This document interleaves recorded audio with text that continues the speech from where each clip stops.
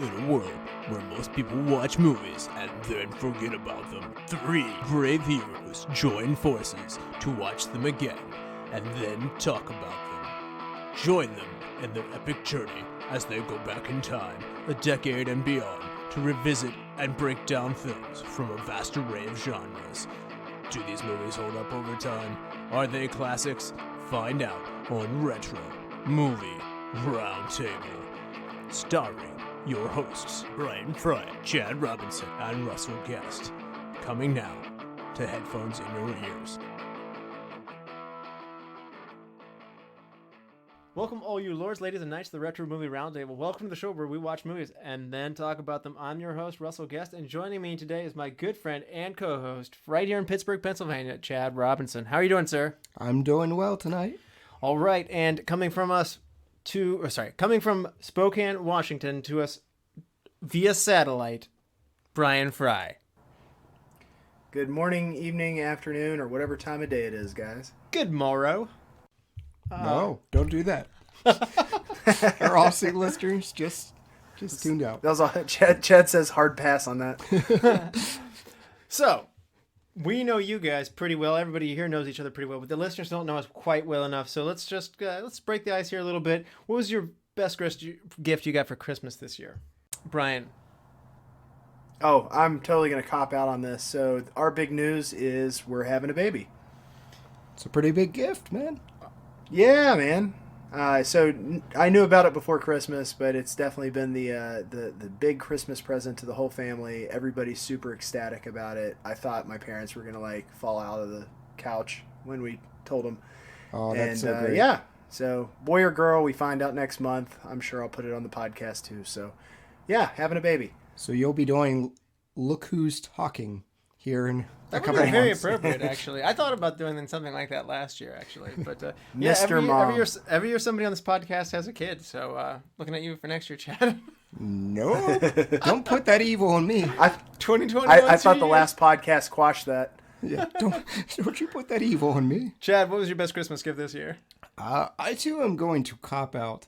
I have a 3-year-old who's really starting to enjoy Christmas. So we didn't do a lot between my wife and I, but my daughter got these little stuffed dogs of Paw Patrol and she grabbed them immediately when she saw them and squeezed them to her chest and kind of shook around. And she was just so enchanted by this gift, and it just warmed my heart.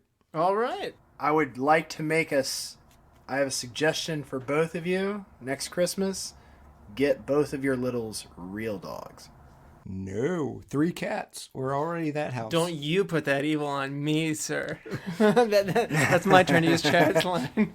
No, I love our dog. It's the best. Yeah, we're up to our we're at full capacity with what we can handle in life right now. Nerdy one for me. I got a book of Pittsburgh architecture, so it's very cool, particularly for. So I got to start with time period. I'd want this done now, with current tech. I want X-Men redone, recast by either Joss Whedon or Kevin Smith. Oh, Josh Whedon would be fun. Yeah. I think Whedon's your guy for sure. I want Smith and Batman. You know, I don't. I know he's more of a DC guy, and that's unfortunate. But I think that he, as a comic book person, he would do it justice. Oh yeah. So either of those two guys, I'd be really happy redoing X-Men. Okay. And Chad? Recency bias, but I'm going to do The Last Jedi and J.J. Abrams. Okay, that's a common... people. There was a polarizing movie, and there were a lot of people who didn't like this one as much. I left The Last Skywalkers, or Rise of Skywalker, saying I either want this to be directed by Rian Johnson, or I want Rian Johnson's movie directed by J.J. Abrams. I don't care which. I'm in the same spectrum as you guys, because I'm going to go with Man of Steel. And I'm gonna go for instead of I'd like to make Christopher Nolan do this. I don't know that he would. I think he actually had a producing partial role with it, but on the other hand, I'd like him to direct it and bring the magic that he did for the Dark Knight series to the DC extended universe. So. Okay. Just for clarity's sake, we are saying that with new director comes new screenplay, new cast, everything, right? Yes. Well, the director runs the show. Everything. It's not Okay. So that I believe the whole it could be a little DC confusing. universe You is could gonna be be like, different. I want the exact same story. under Christopher Nolan's watch. Although I don't think he would take this project after doing 3 Batman movies, but he did Yeah, such a good job. Right. So, this is a ton of fun. Today's movie has a ton of video game references. So, what are your top 5 video games of all time, Frye? You know, I'm really curious about what everybody's is going to be on this because, like, mine, there are some winners in there in terms of everybody's lists, and then there's some dark horses in there. So I'm excited to hear everybody's. I also edited this list about 11 times. I probably spent more time on this list than I did prepping for the movie itself. So at number 5 is going to be Call of Duty Black Ops. It was the Vietnam flashback game, and it was fantastic. I love the single player story. I love the multiplayer. It's hands down the one that I got the most online game time with friends. So it definitely had the biggest legs of the franchise for me. Coming in at number 4 is Nintendo 64 Classic GoldenEye. Probably my favorite first-person shooter of all time just based on the memories. I'd love the opportunity to play this game on an online format like you can the Call of Duties now. Number 3 is Mario Kart 64. Huge Mario Kart fan. I miss it. I'm no longer a Nintendo person just based on the limited number of games that I'd be purchasing for the system. Definitely more party games than me playing by myself, which is what happens a lot these days. Number 2 is Elder Scrolls Oblivion. There has never been a game that I have sunk more of my life into. I think if you translated the number of hours I played that game into learning other languages, I would probably know 4 different languages at this point. And number 1, and this is going to be the real dark horse because I did not like the series at all until this game, and the only reason I gave it the time of day is it was the best bundle that was available when I got an Xbox One. But number 1, which completely changed my mind about the entire franchise, is Assassin's Creed Black Flag. Okay. It is basically Grand Theft Auto with piracy. Yeah. You just sail the Caribbean and pirate. And just walked in one day. I had the day off. I had a bottle of rum on the coffee table. I had Black Sails playing on my laptop, and I was playing Black Flag. And she was like, "Are you serious right now?" And I was like, "Listen, I just want to do pirate things with my pirate friends." Need Hans Zimmer in the background or Klaus Badau. Yeah, man. Oh my gosh, I was having a blast. That game was so much fun. Those are some solid picks, man. Chad, what are your top 5 video games of all time? My number 5, I love real-time strategies, so I'm going with Rise of Nations. It's not one that a lot of people know, but Solid. it's a great PC game. Yep, definitely played it. Yeah, love it. Number 4, I'm going to go a little earlier than Frye with the Elder Scrolls, but mine is Morrowind. Elder Scrolls. I loved being able to break the game and fly around and do a lot of things that Oblivion didn't let me do. I do love Oblivion, though. How many Doom cheat codes do you remember? You know what? I didn't have Doom growing up. Oh, okay. Because I I'd wish I KFA did. all day.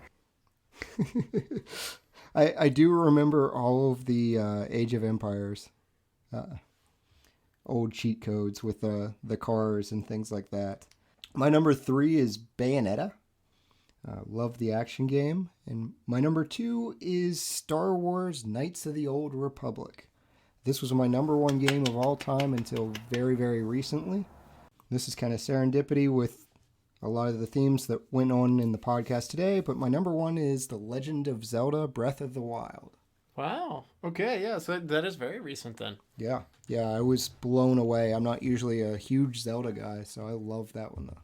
Yeah, Ocarina of Time just barely missed mine. Like, it's an honorable mention for me, but my top 5 are going to be Mario Kart, and I'm going to go Double Dash. Yep, that's And my favorite. It was a good collection of levels, and I loved the 2-player playability where you could have a casual gamer just be your gunner, and that was fun.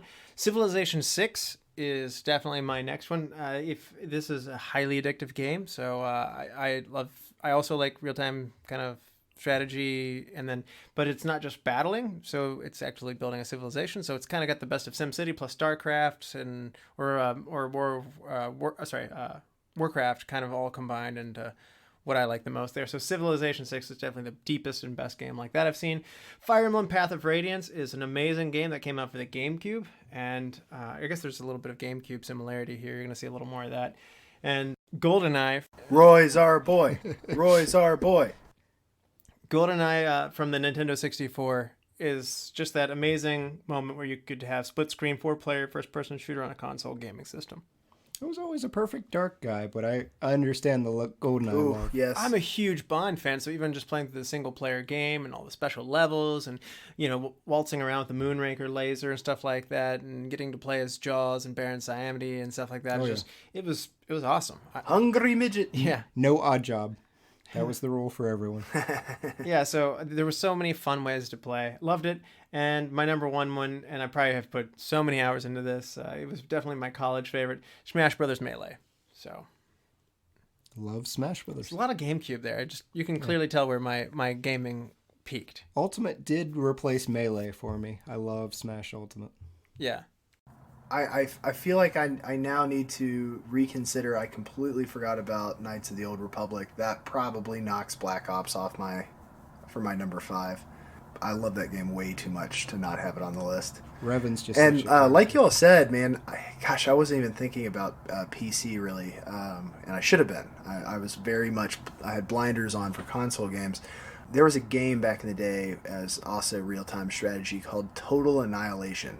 Yes. And if I'm honest, I probably dumped more time into that than all these other games combined. If just adding up most of my teen years. Loved it so much. Supreme Commander was a great follow-up. Yeah. Now, Brian, you nominated today's movie. What movie are we doing today? We are doing Scott Pilgrim versus the World.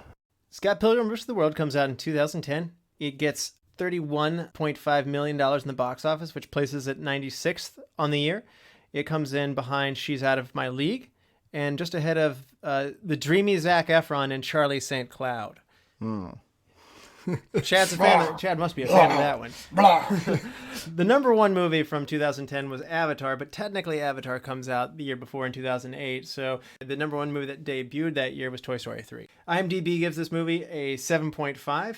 However, on Rotten Tomatoes, the critics give it an 81%, and the audience likes it even more and gives it an 83%. It didn't get any major awards, but the Satellite Awards nominated it for 4 of their awards, and it came away with 2, including Best Actor in a Motion Picture Musical or Comedy for Michael Cera, and Best Film Musical or Comedy. Brian, you had seen this one before, so what were you expecting coming into it this time? What was it like the first time you saw it? Give us your background. This is one of my favorite movies. It's a very all-purpose movie. I feel like if you like comedies, it's got it. If you like some kind of cheesy action, it's got it. If you love music, it's got it. Like it's got it's got so many people in it. It's got people in terrible cameos. I mean, this was a good bad movie that wasn't bad. It succeeded on so many levels for me.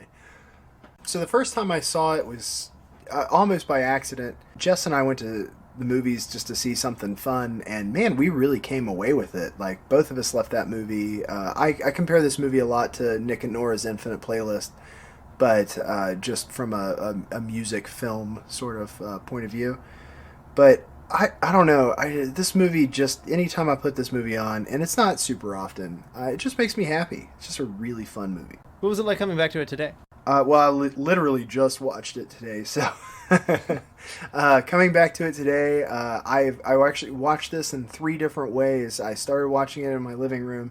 I finished watching it on my iPad in my kitchen while I was cooking lunch. This is, it's an easy movie just to put on and watch, or not watch. If you've seen it enough and you kind of know what's going on, this is an easy movie just to have playing. Nice. And Chad, had you seen this one before? Yes. Yeah, I actually caught this one in theaters.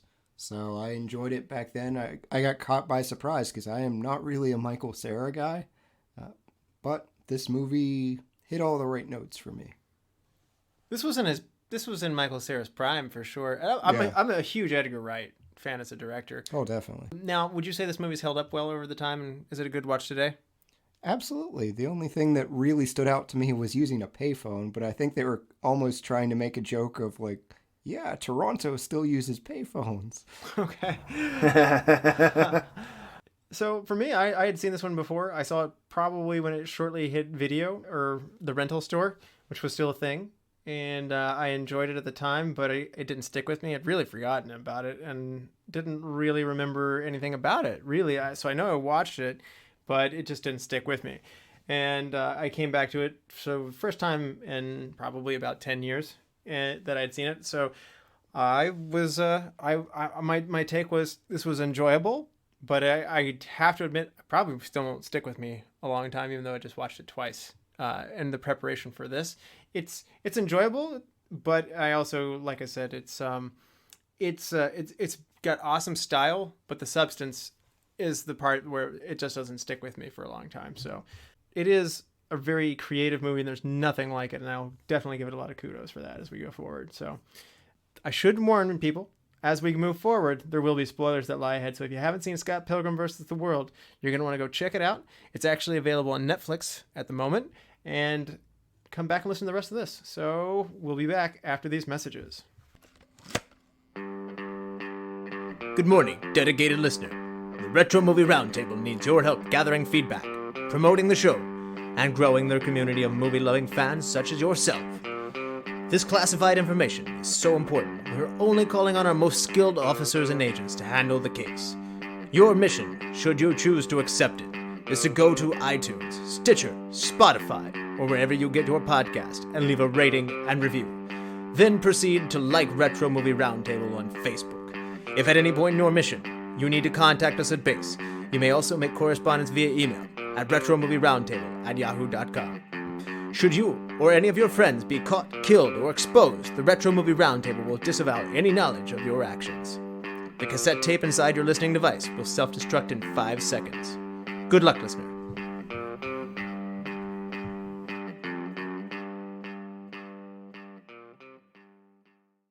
All right, we're back, and this is our final warning. There will be spoilers that lie ahead.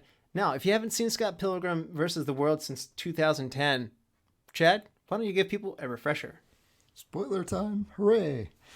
Scott Pilgrim, played by Michael Cera, is a 22-year-old loser that's drifting through life while trying to make it with his band, the Sex Bombs.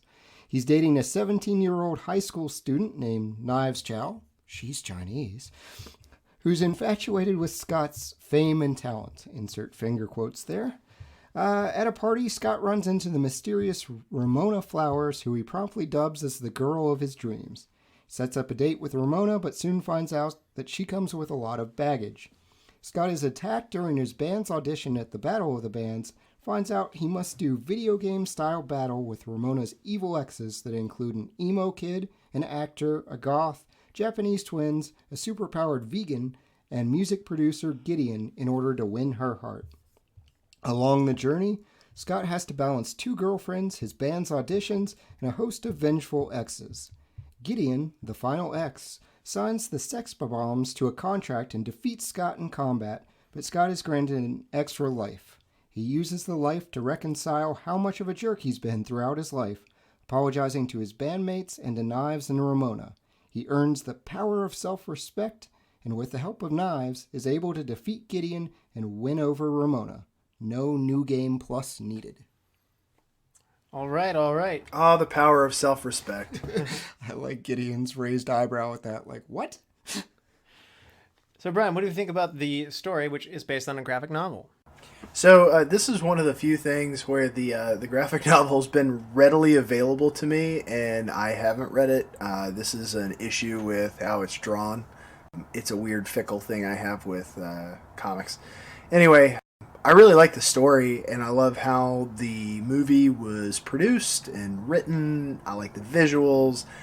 If you've never even heard of this movie and you're just looking for something funny and different, please try this out. Agreed. So, Chad, we got a lot of video game references and music references all coming together here, playing in part of this, as well as kind of a graphic novel style that's all put into here, but we'll get into the style of that a little bit later. What did you think about the, we kind of have a format where it sets the stage, and then it goes through pretty much a series of graphically interesting fight scenes leading up to the end. So what was your take on that structure? Yeah, I love everything that Edgar Wright manages to do. It's almost like a a love letter to the different genres. He's staying somewhat true to the graphic novel as far as a lot of the wardrobe. There's cool comic type interludes, especially when Ramona's describing things. There's great. It's not Street Fighter that they're referencing, but I definitely get the Street Fighter vibe with the KOs and stuff like that. The music interwoven with it is actually really catchy, and we'll talk about it later. But there's some serious heavyweights helping out here. Yeah, I love it. It's one of the things where, for me, I love this movie. As I mentioned, is very strong in the style, so I want to give Edgar Wright a lot of credit. But I think the source material doesn't really jump out at me. It's one of those things where there wasn't a lot here, and we have a 2-hour-long movie, and perhaps I could have done with a couple fewer X's. So maybe 5 X's is my threshold on this one. And so, maybe knocking off the Asian twins who they come into contact with in the Battle of the Bands. If we could just cut that whole part out, maybe, or something like that. That fight was pretty cool, though. I don't know. I was wearing down at that point, so my stamina was going down. And I think that is because these characters aren't really evolving. You've got a ton of really good cast members, which we'll get into here in a second. And I don't feel like, obviously Michael Cera's awesome in this. His nervous energy is something I love. I don't know. Unfortunately, I guess he was the right age at the right time. And unfortunately, as he got older, the roles didn't demand that kind of nervous energy that he had. He carried this really well, but I found myself wanting more of the side characters to be involved more heavily and to actually be developed a little bit more, and not just, this movie's solely about Scott as it moves through. It's Scott Pilgrim's versus the It world. is called Scott Pilgrim versus World. It's true, but you can have other characters who have some And depth. apparently is Russell. what I'm saying. So, like, it in essence, Scott's a very selfish character, and so that's somewhat appropriate. But on the other hand, I also felt like over the span of 2 hours, I felt like that was starting to wear on me a little bit. So maybe the movie had been a little bit shorter, or had we dove into some of these other things and made more interesting characters and have the characters engage with each other a little bit more, because I thought that we had an interesting set of characters, but I just didn't feel like they got to be fully utilized. Young Neil does become Neil, so there's character growth for you. That is something that happened, yes. Yes. Let's talk about the cast here. Brian, do you want to give us a cast rundown? Sure, Russ. Our main character is Michael Cera as Scott Pilgrim. We also have Kieran and Culkin, which is the first movie I can remember seeing him in. He was in Home Alone. Alone. Yeah, Home Alone's definitely... He was the cousin. Anna Kendrick as Stacy Pilgrim. I think that's probably the first movie I remember seeing her in. Alison Pill as Kim Pine. Aubrey Plaza as Julie Powers. Mary Elizabeth Winstead as Ramona Flowers.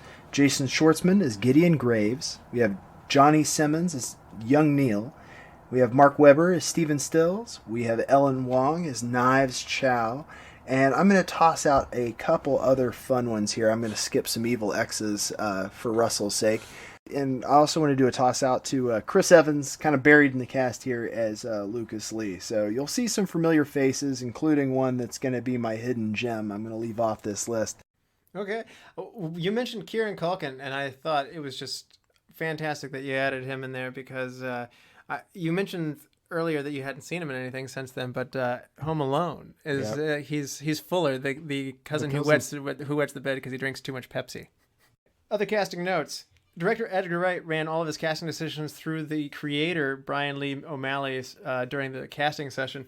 And surprisingly, there were no major studio interferences, he said, with the casting. And they didn't really have an issue with all the unknowns. Again, they kind of felt safe with Michael Cera as a surefire hit. Yeah, I mean, he was big in Arrested Development at the time. Yes, and he is coming off of Superbad. Oh, I didn't realize that was before that. Let's check here. Yeah. Well after, yeah. That came out in 2000. So he had already had a big hit from 2007 with Superbad as well. Chad, any of the casting comments? Yeah, you mentioned Edgar Wright, and he was actually paranoid because this was his first American film. Most of his films are set in England. So he made a requirement of, I'm not going to cast any British people. Satya Babia, I'm butchering his name. He plays Matthew Patel. He is actually British, but he faked a British accent. Or an American accent, and they didn't realize until they were filming that this dude is actually English. So good on Satya for getting under the radar there. I'll throw in one more because I think this is funny. Ellen Wong, she plays Knives Chow, and she's supposed to be 17. She's 3 years older than Michael Cera. There's some other funny age casting in here. Anna Kendrick is she mentions him as being the little brother, but in reality, she is, so he's 22 and Stacey Pilgrim's 18. In real life, the actor Michael Cera is nearly 3 years younger than actress Anna Kendrick. So I want to play a little game here. See if you guys can do this. So we have, by my count, 6 superhero actors. Can you pick out who the superheroes are between the two of you? Okay. Well, Michael Cera is the voice of Dick Grayson. Okay, so you got Lego Batman. Mary Elizabeth Winstead was in Sky High. Yeah. I shouldn't. I don't know what that is either. What is it? It was a superheroes in high school. Okay, I didn't have that one. Brie Larson, Captain Marvel. Yeah. Okay, so you found one that I didn't even know. Aubrey Plaza was in Legion. Okay, Brian's just like out in left field. Chris Evans is obviously Captain America. And we had Bill Hader. And wow, yeah, the Human Fantastic Torch. Four. Yeah. Bill Hader is Batman. He was the narrator voice. Bill Hader's the narrator of Yep. Scott Pilgrim? Oh, Yes. Okay. Actually, I missed that Scott one. Pilgrim. I'm a huge Bill Hader fan. I'm surprised I didn't catch that. So that's So okay. getting more than you expected. Yeah. Okay. Frye? Bryan Frye, any other ones that you picked up? I've got at least one more. Brandon Routh. He is Superman in the Atom. Nope, that's not it. Okay. What am I missing, Frye? Thomas Jane, the vegan police, is from Thomas Jane's the Punisher. Oh, that was... Oh, wow. I completely missed that was Thomas Jane. Yep. But good catch. You did more than... You found more than I did. So I had 6, and you clearly took it up to, I think, 8 there.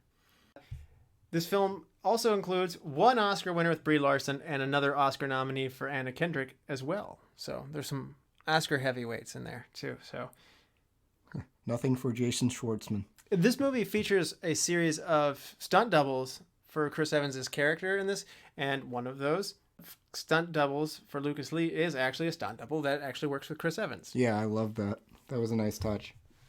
Moving forward, this was created by artist Brian Lee O'Malley, as we mentioned before. He completed the first volume of Scott Pilgrim, and his publisher, Ani Press, contacted producer Mark Platt to produce the film adaptation.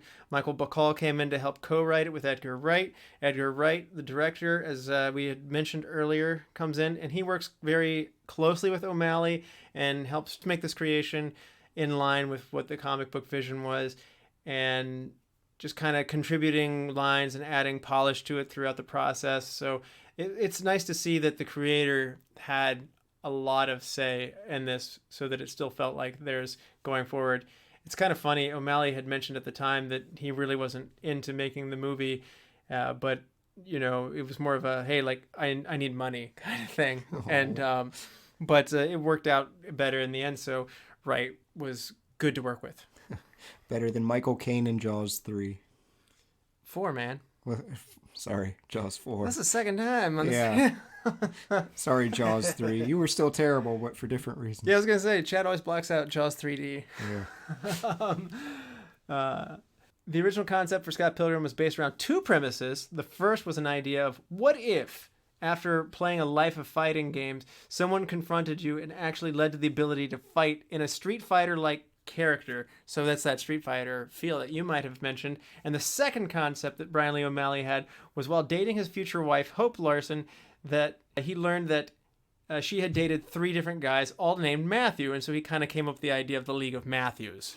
And so this is kind of a merger. So he took that Evil X's, merging it together with the fighting game concept of being able to do that and drifting into the dream world of the fighting games.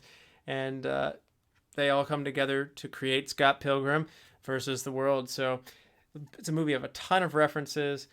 Bryan, what's your take on this creation that Edgar Wright does in his role as a director?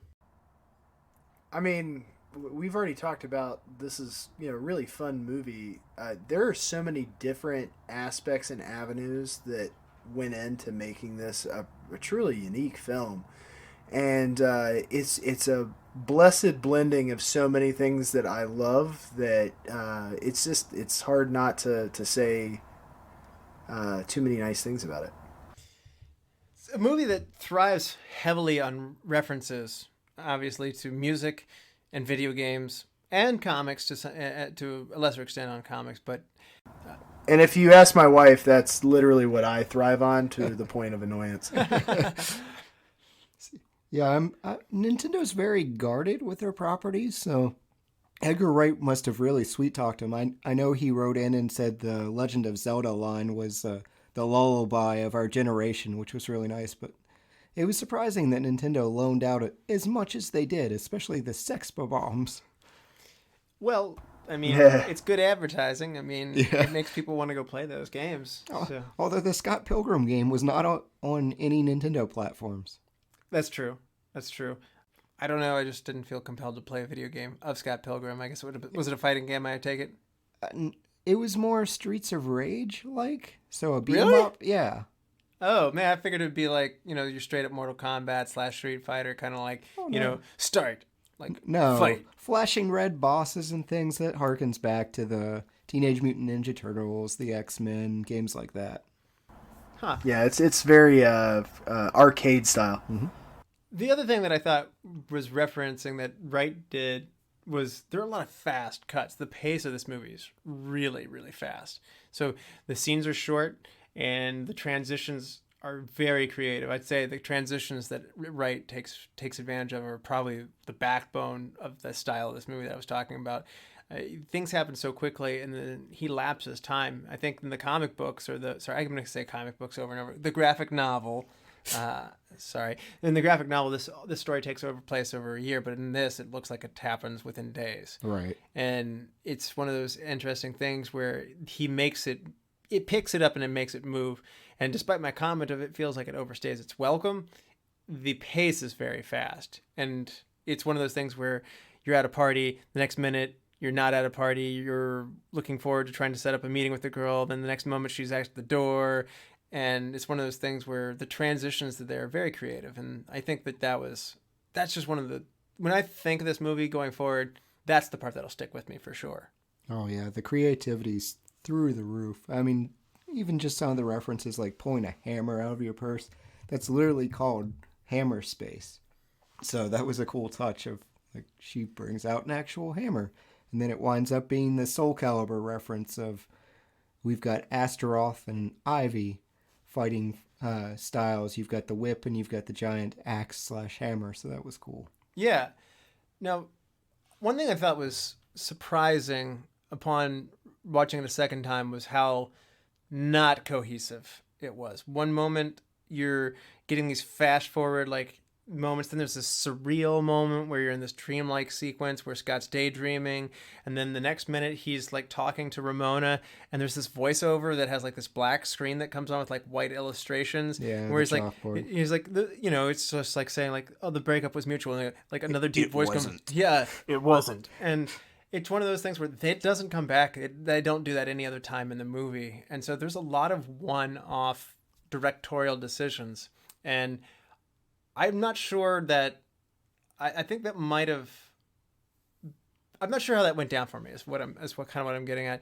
Bryan, did you like how this movie changed its approach? I mean, at one point it's just flat out a Seinfeld episode. I think that it does a lot for me, just giving my scattered attention anyway. That's true. I think by almost being more scattered, it hones me in better. So I don't know. It's truly a unique film. Yeah, Fridays thrive off the Family Guy style of squirrel. I didn't think about that actually. This is very well catered to your style. I didn't think about that. It's literally Squirrel is literally my nickname at work. So yeah. Interesting. So yeah, this kind of does go down your Family Guy robot chicken of like, we're gonna change it up completely. It's Monty Python, and now for something completely different. Yeah, that's true. Yeah. Let me see how many different juxtapositions I can throw at you at once, and how many do you get? See, where Monty Python's creative is that, like, those characters start to weave together later. Yeah, you know what? I'm going to take the opposite approach of you, Russell. I feel like if any of these one-trick pony type things had gone throughout the movie, they would have overstayed their welcome. I wouldn't want to voice over every transition, or I feel like it would have gotten annoying, but I like the little Ramona flower shorts or the Bill Hader interjections. I enjoyed them just being kind of one-off or short, and even the dream sequences. The fights also, so, like, I like the hand-to-hand combat fights, like the one between Matthew Patel, which was the first X, who comes in, he has powers like fireballs, and, like, he's fighting in a hand-to-hand kind of combat style. And later on, boyfriend number 3 has powers as well, and it's a hand-to-hand combat kind of thing. But then later on, at, like, the Battle of the Bands, you're, like, creating these sonic monsters out of your sound that's more akin to, like, Mighty Morphin Power Rangers or something like that, and, like, the Zords are, like, going at it with their sound. And See, I thought it was very Ghostbusters. Yeah, a little bit. I could see that. I love Ghostbusters. Explain. Well, I mean, you've got them using basically electronics. I thought it goes back to basically a reversal of the traps they use to trap ghosts. Okay, I thought you were going to the Statue of Liberty route. And you can even take, like, maybe a Pokemon reference to this in terms of them unleashing something to fight someone else's something. Yeah, I got Rampage because it was a lizard and a gorilla type monster punching on each other. Okay, yeah, I don't know why. My head was just so in old video games. My head went to Double Dragon because there were 2 dragons. Yep. That would be a good one. I didn't have a 1-to-1 for what the sex bombs were. I felt like they should have been a bomb. And it very well may not be. I felt like they should have had a bomb from Mario. They did. What? Oh, in the drum cover, it no, was... their monster though. Like their monster, when they were playing, should have been a bomb. Yeah. Because, like, their music's very explosive, very sonic, and, like, I'd like to see the bomb just come up, like, waddle over there and blow up the Double Dragon. I did think it was funny that the vegan essentially was Goku from Dragon Ball Z. Okay, and that's that's another one of those funny things. Scott actually doesn't defeat any of them by himself, other than Matthew Patel. Yep. Yeah, that's the only one he defeats. The Bollywood dancing scene. Oh, if you're listening to this and have not seen this movie, you're gonna be like, "What is going on?" You've been warned. It's Dalsium with Bollywood. Yeah, so that's another one-off. So my first thought. So we get the first villain, he's singing, and I'm like, okay, this is gonna be music. By the way, this is not good singing. I don't know. Oh, that was so fun though. And then there's no more singing from the villains after that. Brie Larson's Envy. I mean, she's not an X. Yeah. Yeah. Yeah. I don't know, but there's a lot to talk about soundtrack on this one. Way more than usual. Any other stylistic, directorial things that you want to point out, Brian? No. As a clue to the fights of the evil X's, Scott encounters these little X's in the films. I like these. This is like the tracks in the snow that they're making. It zooms out overhead, and there's an X on the ground, kind of indicating that there are X's on the way. One of the best ones was he's walking through a crosswalk, and there's 5 X's, and he's about to hit X number 5 at that point. There's 5 X's remaining, sorry. The numbers on the buildings, even their shirts. There are X's in the shadows of the swings, all of that. And the best is the X-Men patch. X-Men patch. On his jacket? Yes. Yeah. Which, no patch comes off your jacket so easily. I'm okay. He'd been to war. That was like 3 X's in. I'm fine with it. Okay. Now, Chad, any other references that you particularly loved in this one? Oh my goodness, there were so many. I mean, there was the Mario coin sound. The fairy fountain sound from Legend of Zelda was great. Their shirts were the color of the Great Fairies. There was red, there was green, and there was blue. There was a lot of Zelda references, like the weapon acquisition. You'd hear that sound, or whenever you got some form of object. You mentioned Seinfeld, the KOs, just from Street Fighter and things like that. Rock Band on his shirt. Destroying villains and getting coins? Yeah. I did like the Rock Band bass symbol on his shirt. Yeah, there was so much. one thing that I thought was interesting is that it pokes fun at hipster culture throughout this as well. And they go after perceived pretentiousness, particularly in the music industry. Their friend, Como, I think it was his name.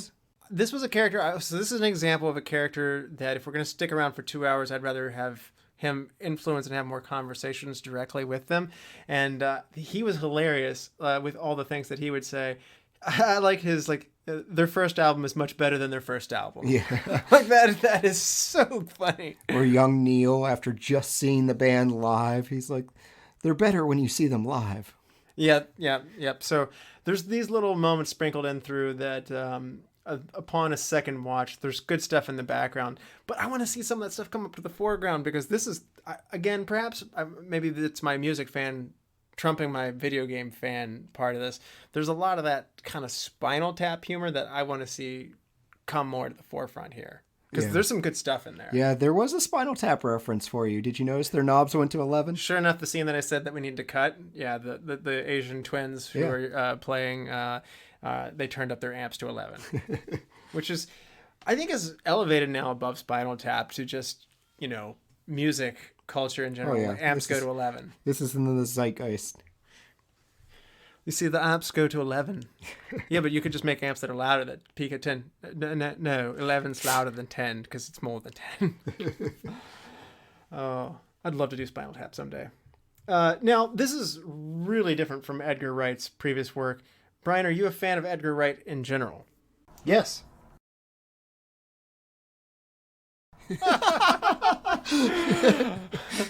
Well done, sir. Would you like to elaborate?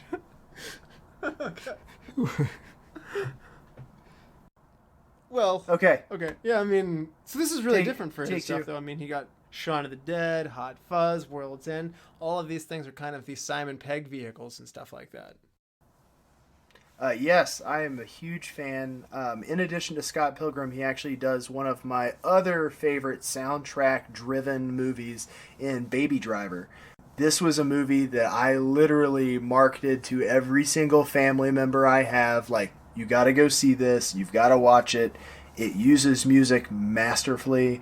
He would be the go-to guy. If you want a movie that is driven by its soundtrack and literally interlaced within the entire film, this is your guy.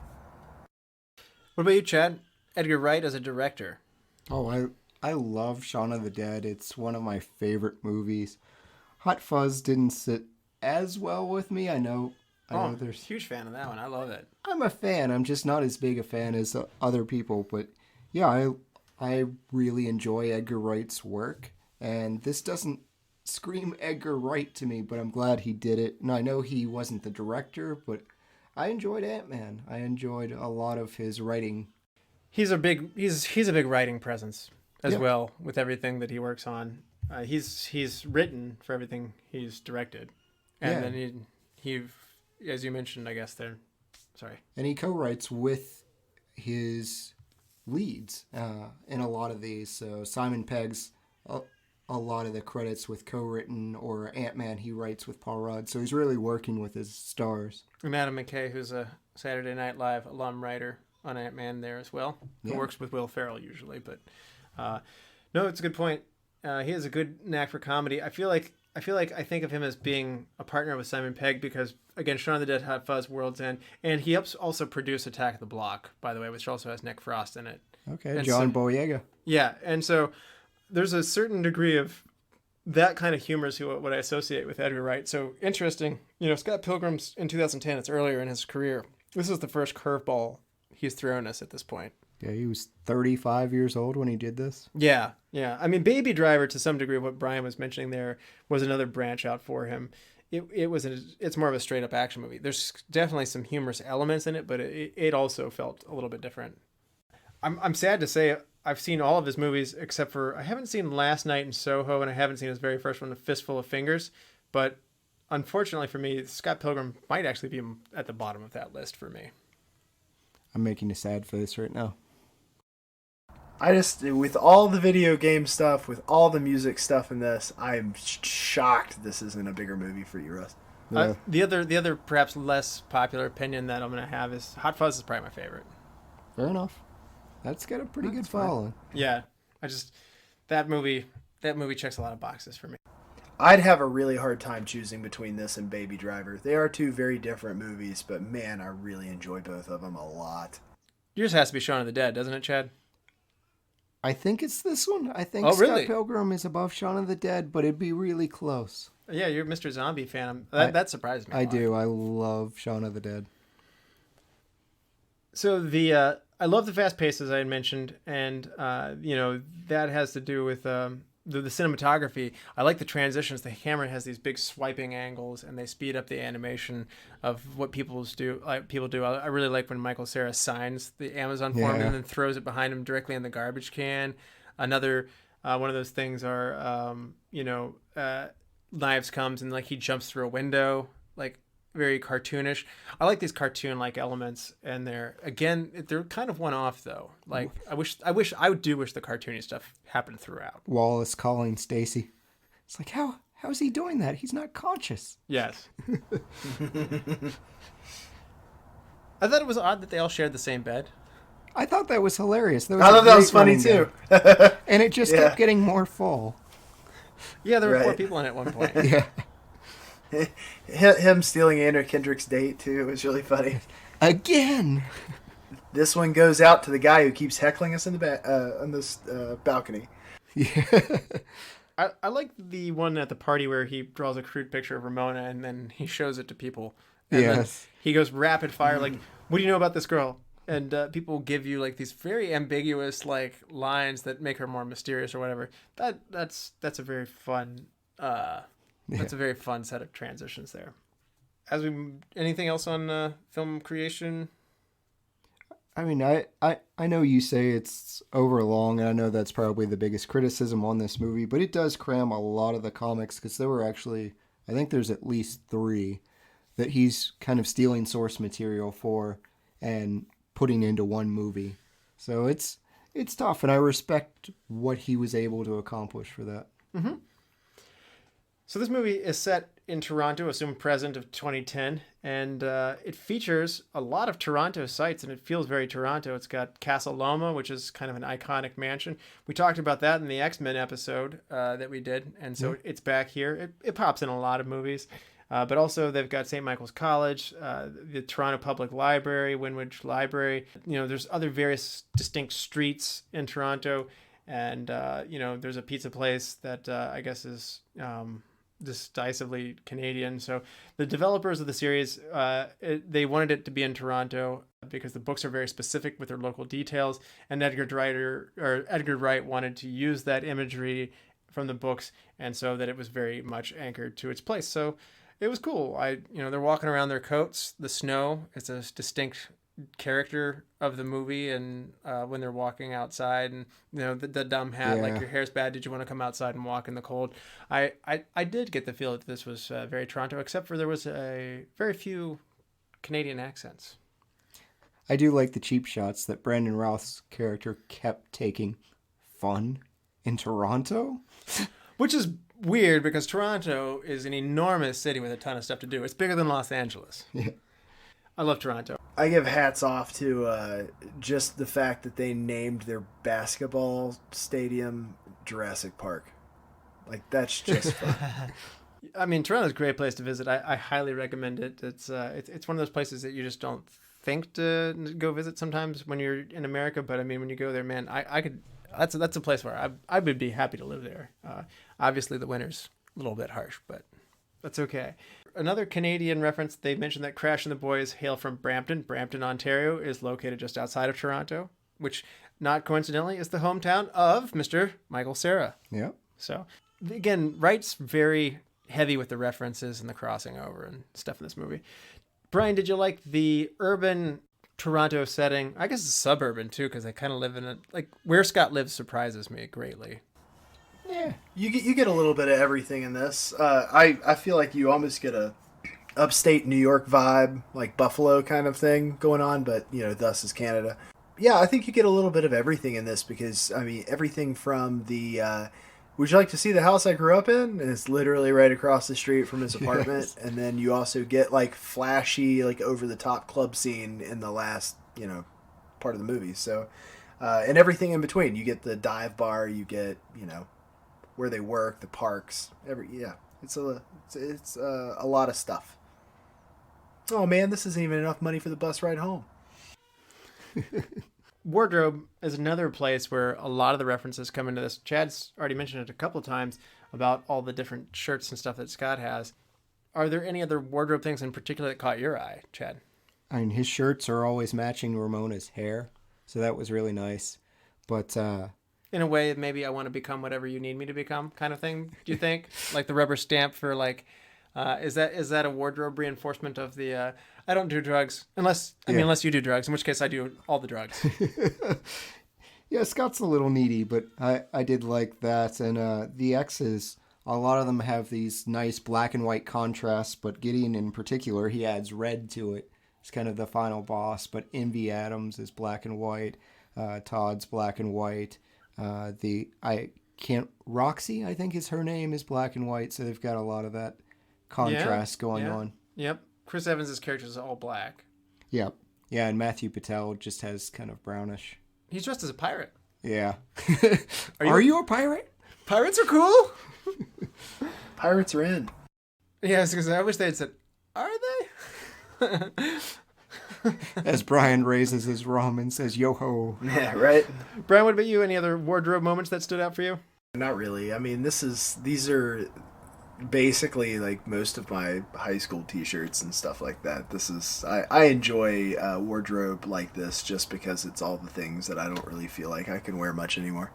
So Plum Tree was a t-shirt that Scott had at one point at the Battle of the Bands, and that kind of nagged at me. Turns out that's an all-girl indie rock band, and they have a song called Scott Pilgrim on their 1998 album Predicts the Future. That song became the inspiration for Brian Lee O'Malley's to create the graphic novel's character. So again, the source material and music are very tied together. And then another one that I liked was Scott has a SP with a heart on one of his t-shirts. This is the Smashing Pumpkins logo, but it's also a Scott Pilgrim, which is very appropriate as well. And he also has a Zero t-shirt as well, which is another Smashing Pumpkins reference as well. So, I'm a Smashing Pumpkins fan, and so those caught my eye as well. And whenever I hear the name Ramona, I think of the Ramones have a song named Ramona, and I think that was perfect for that. There's also a bit of a Beck overreach, and Beck as a musician has some involvement in this, as we'll talk about here shortly as well. So it might be more the Beck reference as opposed to the Ramones rep. They have already made a Scott Pilgrim 2020 presidential t-shirt as well. Did not know that. That exists. Yeah. That exists out there. I was messing around looking up the different t-shirts he was wearing, and it came up as like an option on Amazon, and I was like, oh, okay.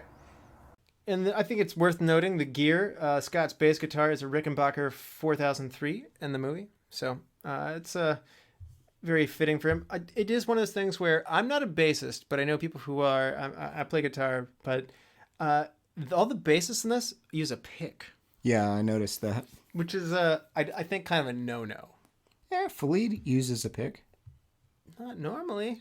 He'll drop it on the really quick ones. I was gonna say he's a slapper, man. Yeah, but he uses it sometimes. But I did find that interesting. No one was using their fingers. Yeah. What kind of fun thing though? Michael Cera could play bass. Yeah, he was the only band member that could actually play an instrument. He had to dumb it down. Well, I mean, it's punk rock garage music. I mean, it just play it right. I would say it's not dumbing it down. Sometimes going simple is easy. So, Bryan, this movie is steeped not only in video game references, which we've talked about a lot, but also musical references. Are there any of those that jumped out at you? Not necessarily about the references, just about how they use them to really further the storyline. I'm a huge fan of movies that really use music well, and I don't just mean scores. I mean that can actually use songs and make them a focal point of the movie, and that's one thing that this movie did, and so did Baby Driver. Yes, this one features Radiohead producer Neil Goodrich, Beck, as I mentioned before, Metric, who I love, great band, Broken Social Scene, Cornelius, Dan the Automator, Kid Koala, and Dave Campbell. All of these people contributed to the soundtrack, and I have to say, the soundtrack is definitely a high point for me on this one. This music is music that I would just listen to. I haven't really, because again, the movie didn't stick with me enough. But the music is good enough to stand on its own, I would say. The Clash at Demon Head song Brie Larson does is really catchy. I like that. That's a Metric song. Yeah. It's Black Sheep Yep. by Metric. Brie, different vocals.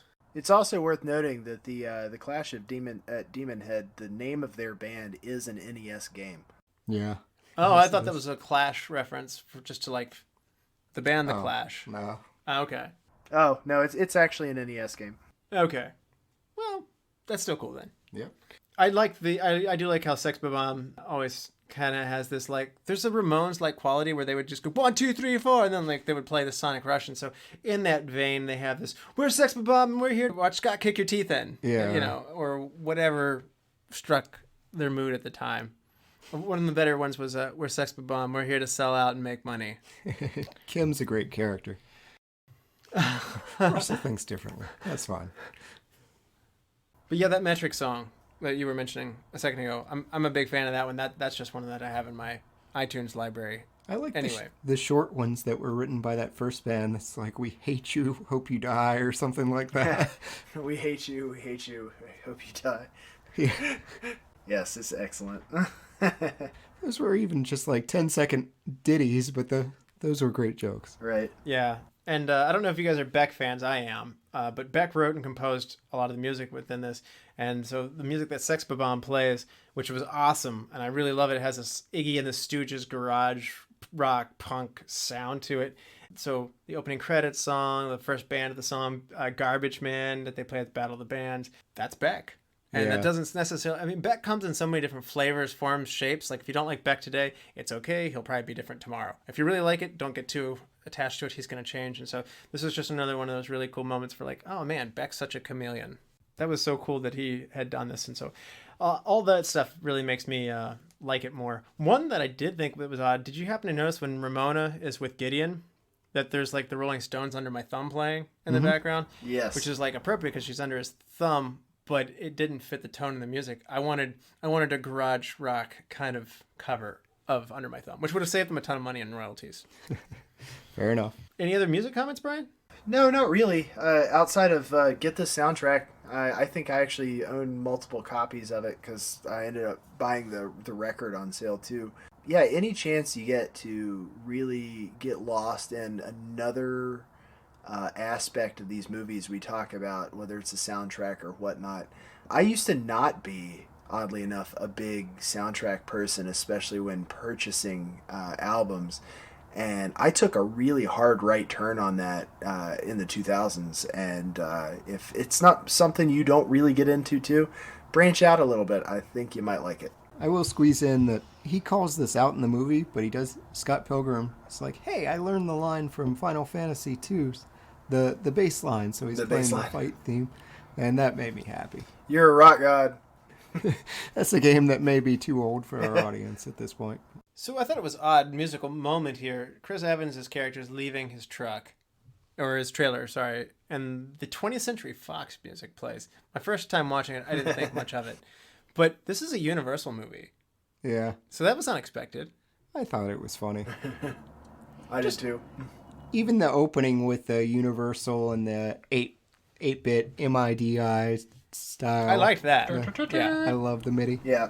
that was very appropriate. Oh, one other Beck reference that I forgot to mention. At one point, Scott says everything's peaches and gravy Yeah. instead of peaches and cream. Well, that's a bit of a Beck reference as well. Beck's album Midnight Vultures, which came out... not important. So Beck's album Midnight Vultures had 2 songs on it, Peaches and Cream and Nicotine and Gravy. Yeah. And so it's kind of a merger of all of this. So Beck's all over the place on this, and so that's been for me. I got to admit, though, you're a big fan of this movie, Chad. These are songs that I'm a big fan of, and I know musically we sometimes... It's not a total divergence, but these are not... This soundtrack seems like something that you would not be as into. I love all the songs. For Beck, I mean, like you said, it's hard to find something you don't or you won't enjoy from Beck. He's just all over the place. You can find something that you'll enjoy. And as far as the newer wave rock, Metric's fine. And Brie Larson did a pretty good cover here. It was interesting. All the actors actually got involved. Yeah. In doing their stuff. So that was pretty cool. They all learned to play the songs, and by keeping it simple, it worked out great. And like I said, I'd listen to Sex Bomb. Yeah, I would too. Sign them up for 3 albums. I'm so sad. So very, very sad. Yeah, that was the song. So. It's now time for Look for This. Brian, look for this. My look for this is Bill Hader as the voice. We're going to end up overcopying a couple of these. Like, every time something came up, I just mentally was like, crap. Yeah, we did mention a lot of references. Like, I purposefully left a couple people out of the cast rundown specifically for these, and we covered all of them. And I was like, ah. Sorry. Chad, look for this. For me, Scott's shirt briefly changes from that 0 that Russell mentioned to a 4.5. This is kind of poking fun at Chris Evans' Fantastic Four reference, but 4.5 is directly after he defeats the 4th Evil X, and he breaks up with Ramona, so he has the potential to become an Evil X. So that was neat.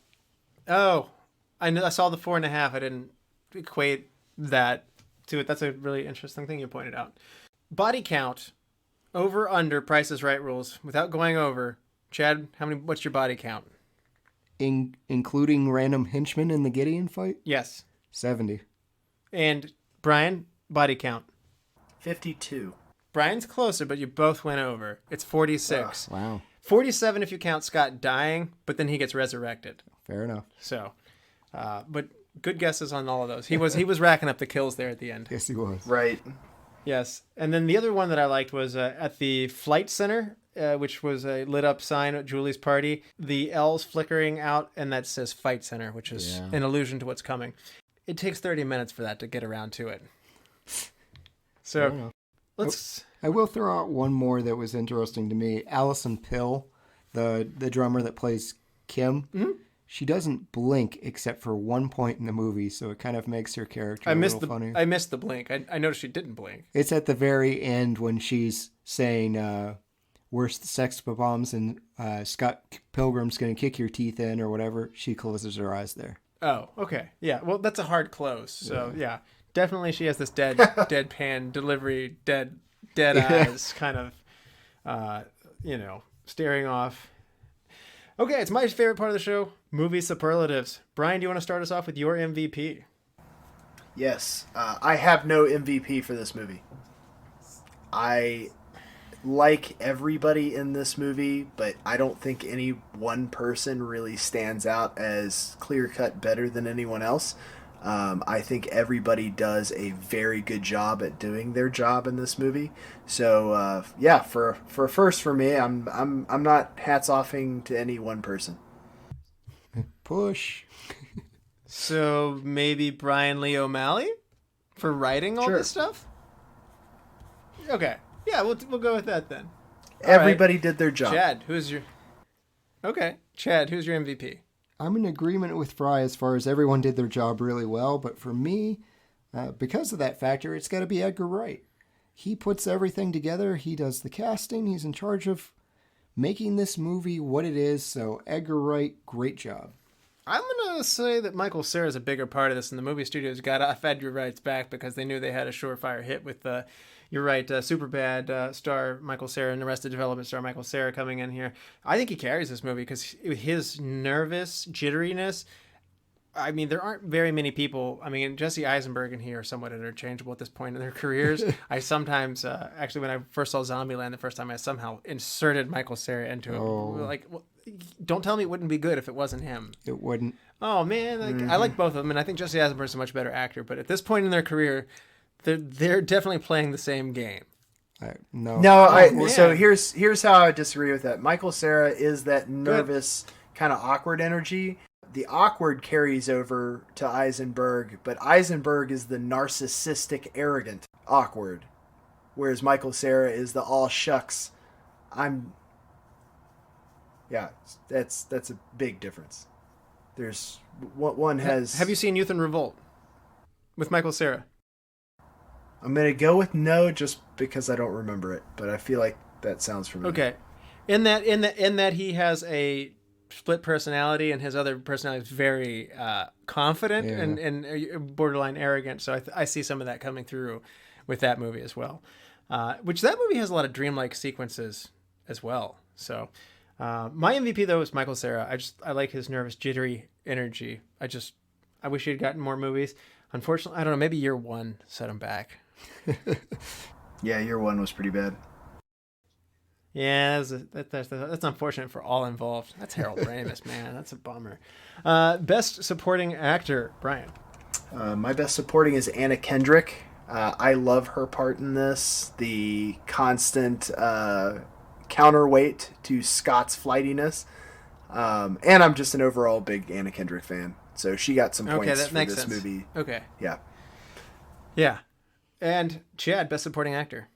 I really love Kieran Culkin as Wallace Wells. I thought his antics with calling Stacy, his apathetic advice to Scott, they're just all so entertaining throughout the movie. And why doesn't this guy have more work? I want more from him. Okay, yeah, and you're right. Mary actually was saying the same thing. Like, why have we not seen him in more movies? So I'm going to say Ellen Wong, who plays Knives Chow in this one. She's great. Her transformation from doting, like admiring almost, like, infatuated, giddy girl to this crazed, excited junkie for everything that's music and video games, and then also obviously the fighting part of it. She has the greatest amount of change in her, and her energy's great when she's at the end sticking swords in people's faces. Yeah. She definitely got some good laughs from me, and she's right. She was too cool for Scott, who's kind of a jerk, and so I was happy that she didn't end up with Scott. I love Ellen Wong. She's great. She did a great job. Hidden gem, Bryan.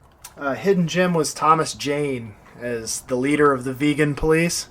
I thought that was hilarious. That whole sequence, I was dying. Chicken isn't vegan?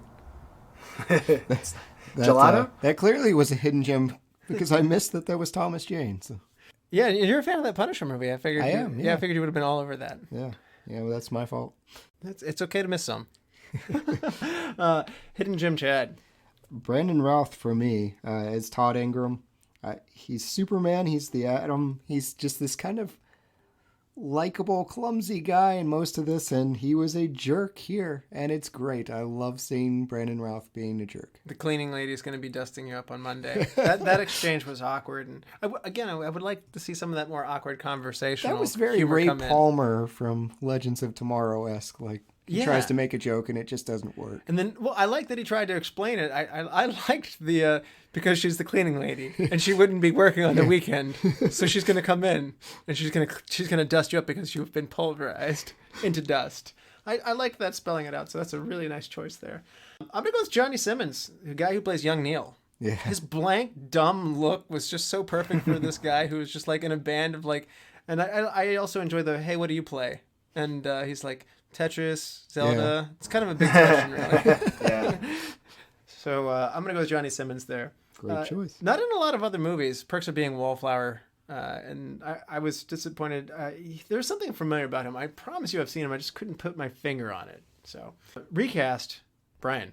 So I kind of struggled with this one, and I would like to have like one more really big name guy in a basically throwaway part in this, and I was trying to remember. I think his name was like Kamyao or something. The guy he initially asks who Ramona Flowers is. His Como. little box says, Como. That's it. All right, yeah. And it says knows everybody. I wish that was like Mark Wahlberg or something. Like, I'm not saying it needs to be Mark Wahlberg, but someone who has also done comedies who doesn't necessarily look like a comedic actor, but like Mark Wahlberg circa the other guys kind of thing, where you're like, oh my god, is that Mark Wahlberg? Just super quick A-list celebrity in it for 2 seconds in that part. I'm not sure he's gonna nail the hipster part that Como's doing. No, that's I don't know who I would. Yeah, I don't know who I would plug in there, but I was trying to think of someone just outlandishly inappropriate for the part that would almost go the other direction with it, if that makes sense. Yeah, okay. That would be fun. Like, it's so wrong it works. Now, Chad, who are you going to recast? I think I'm going to recast the other half of the vegan police, not Thomas Jane. And I'm going to recast it with Ryan Reynolds, who is Canadian. So good. I want another Canadian in this movie. That would be really good. He would deliver those lines so much better. Thomas James is going to lose most of the speaking lines because he had more of the speaking lines because he does more of the talking. So he's going to have to be the quiet one because Ryan Reynolds is going to steal the show. But I would sign me up for that one. I like that one. Yep. Mine's going to be Lizzie Kaplan. I'm going to put Mary Elizabeth Winstead, who plays Ramona. I'm going to replace her with Lizzie Kaplan from, you would know her from a number of things. Mean Girls, Cloverfield, Hot Tub Time Machine. Yeah. Yeah. Although Mary Elizabeth Winstead was in 10 Cloverfield Lane. I did not know that. Yeah. I haven't seen that. Yeah. Cloverfield connection. Best shot of the movie, Brian. My favorite shot is definitely Scott jumping out the window when Knives is there asking if he's there. Like, I remember the first time I saw this movie, I laughed so hard at that. It's one of the best. And upon rewatching it today, it's easily the one part of the movie that gets me every time, and for some reason I never remember it's about to happen. More on that later. Chad, what was your best shot?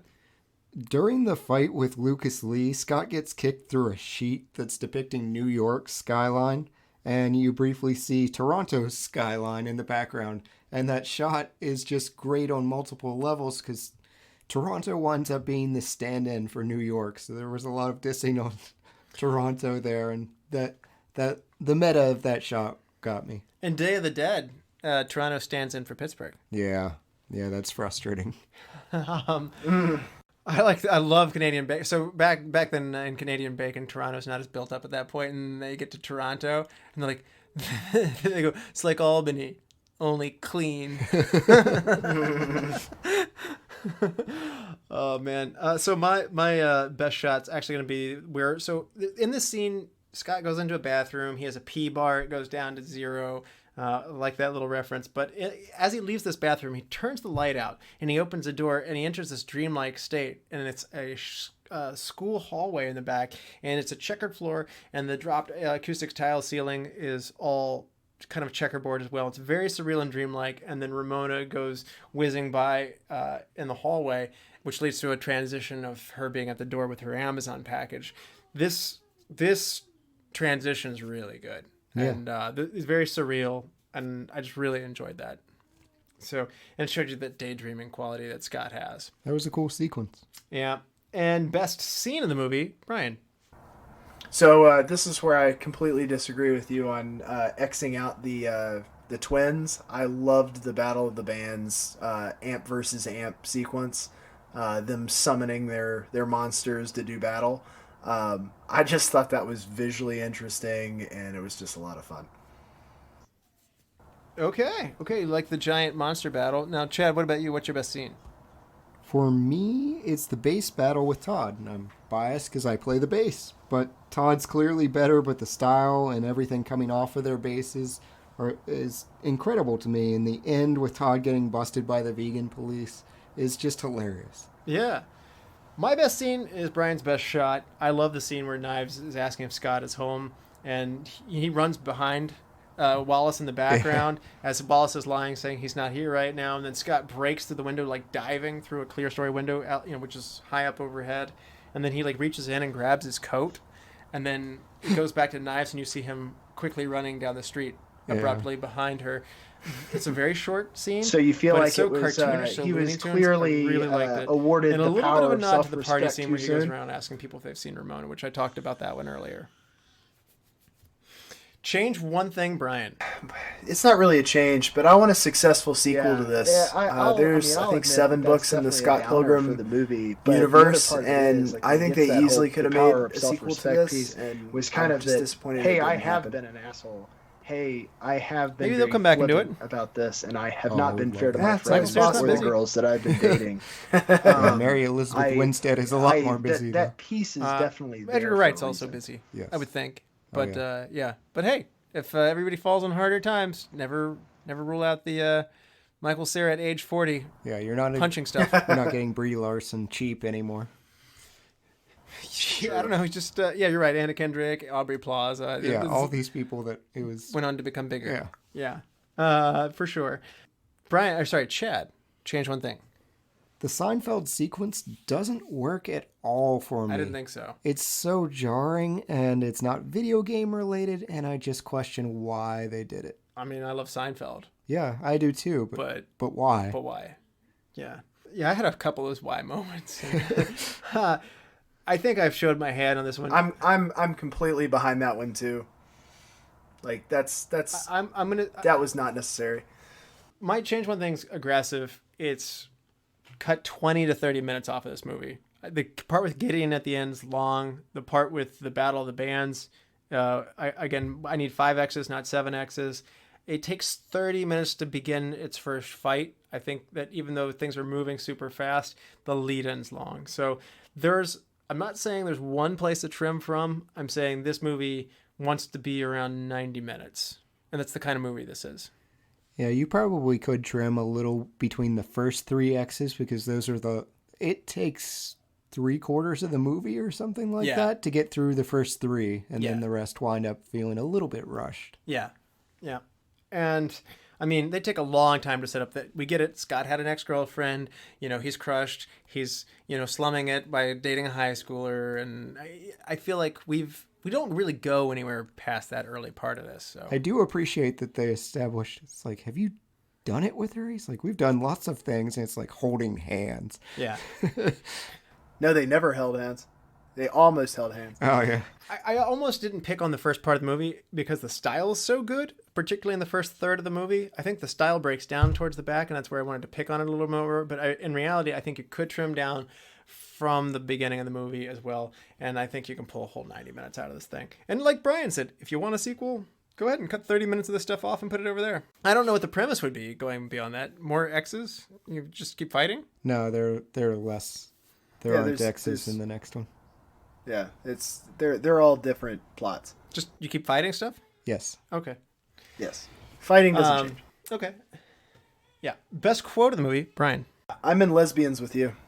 That was a great one. Okay, and Chad. Short answer, being vegan just makes you better than most people. I'd say that was pretty good. Yeah, I had a hard time finding a best quote in there. Scott said at one point, I have to go pee due to boredom. That was good. And then Neil's like, I have to pee too. I like him getting that messed up with the knives roll, and he's like, I have to pee on her. When Ramona asks how old she is, and it spins and gets stuck between, I have to pee. That was a fun graphic. I like the other graphic like that where he's looking at her former lesbian girlfriend, and he like the bar goes from like doesn't get it to gets it. Like, gets it. I like that. That whole running theme of evil ex-boyfriends, evil exes. Why do you keep saying that? Yeah. I need that for my life a lot. I need the doesn't get it bar to the gets it bar a lot. I'm usually a step behind. You're bi-curious? Well, I'm bi-furious. That one is a little shaky. Yeah, you're going to be vegan. He's like, vegan? There was a lot of those, but I appreciated them. Yeah. You got to have a little cheese with it, too. Gideon getting mad that I swallowed my gum and it stayed like, it's going to be in my digestion tract for 7 years. I like that little. He was the 7th X, so that was appropriate. Yeah, well, there's an urban legend that if you swallow your gum, it will stay in your digestive tract for 7 years. Yeah. Probably not true. I'm not a doctor, but it's now time to bring it all under the summary here. Bryan, what would you rate Scott Pilgrim versus the World on a 5-star scale? I'm going to give this a solid 4. Okay. Any reasoning? No, not really. I mean, I've pretty much gushed over it about as much as I can. This is just it's a great entertainment film. Big on your rewatch scale, though, right? Because you're big on rewatch. Absolutely. Right? Yes, it is huge on my rewatch. And Chad, what would you rate Scott Pilgrim versus the World? I'm giving it 5 stars. I love this movie. It's one of my favorite movies. I rewatch it every couple of years. It hits all the right notes for video game nostalgia. As a bass player, I love it. The Kung Fu, we did Bloodsport last year. It's got better fighting than Bloodsport. And combining comics, graphic novels, all of these things together, this is my happy place. Half-star intervals? 5. 5. 5 out of 5. Out of 5. And yes. not 5 out of 10. Yes. Okay, just checking. Okay. Wow, Russell's about to be wrong, folks. Yeah. So let's hear Russell's wrong opinion. Oh, okay, I'm going to give this one a The 2 wind stars. up, the pitch, Oh, swing and a miss. Yeah. I enjoy it, but it's substantively it's weak. It's got great style. It's overlong. It's basically Sucker Punch, but funnier. such a Oh, bad I like Sucker Punch comparison. too. I like Sucker Punch too. They both are catchy fight movies with soundtracks that play the whole time, and there's not a lot of meat in either of them. So they're visual fests. They're both stylistically creative, but there's just not much underpinning either one for me. So anyway, Ooh, I hope we do Sucker Punch at some point so I can tell you why you're wrong. okay, well, one more year and it will be eligible. So it's I think Sucker Punch comes out the following year. So Russell is our evil host, and Brian and I are going to have to fight him after the show. how many coins am I worth? More than a bus fare. 8,000? One. One coin? One coin? The one of the stagehands said, since they're all Canadian coins, he said he pocketed $24. Okay. All right. So one of the things that might not have worked for me as well in this one, I didn't like how after Gideon kind of is defeated, Scott is all cheered on to Knives as if she was going to be with him. She's okay with it, cool with it.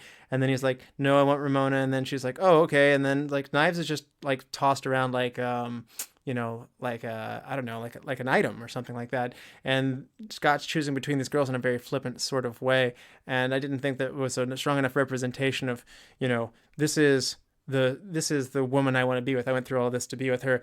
And there wasn't that strong sense of it. It was almost just like I kind of felt bad through Knives with this one. So I didn't feel like the girlfriends were necessarily valued properly at the end of that. So you feel like it was he was clearly awarded the power of self-respect too soon? Yeah, maybe so. Or maybe he needs another little dagger that goes with it, like the power of respect of ladies. Yeah, I'll admit that that's definitely a downer for the movie, but the other part of it is like when he gets that the power of self-respect piece was kind of that, hey, I have been an asshole. Hey, I have been very flippant about this, and I have not been fair to my friends or the girls that I've been dating. That piece is definitely there for a reason. Okay, I see that now to some degree. That's fair. I think it's really important to note that Michael Cera's character in this, like if you look up the sum of the movie, he is kind of a I mean, he's not a great person. It's much the same as Alison Hannigan in How I Met Your Mother. If you look at the decisions she makes throughout that show and how they affect other people, she's a terrible person.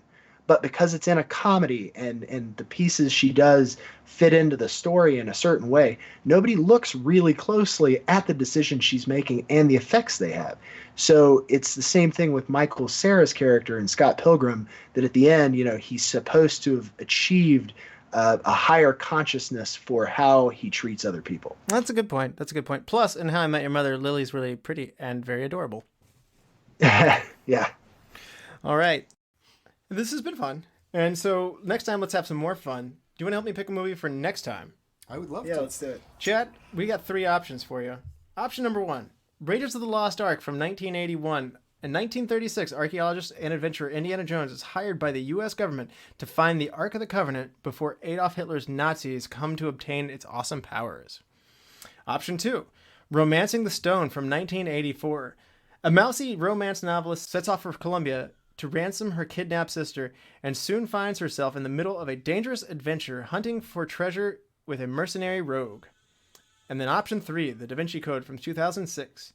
A murder inside the Louvre and clues in the Da Vinci paintings lead to the discovery of a religious mystery protected by a secret society for 2,000 years, which could shake the foundations of Christianity. Well, you know how much I love rom-coms, but I'm going to have to go with Indy here, Raiders of the Lost Ark. We'll be back with Indiana Jones next week. And thank you, all the lords, ladies, and knights of the Retro Movie Roundtable. We invite you to reach out to us. We want to hear from you. Subscribe, rate, and review to us on iTunes, Spotify, Stitcher, Google Play, wherever you get your podcast. Give us a like on Facebook. Follow us on Twitter at @movie_retro. Email us at retromovieroundtable@yahoo.com. As always, thank you for listening. Be good to each other and watch more movies. Brian? Your tattoo says hat. Yeah, it used to say hate, but to increase my chances of employment, I had the E removed. How's that going for you? Who doesn't like hats?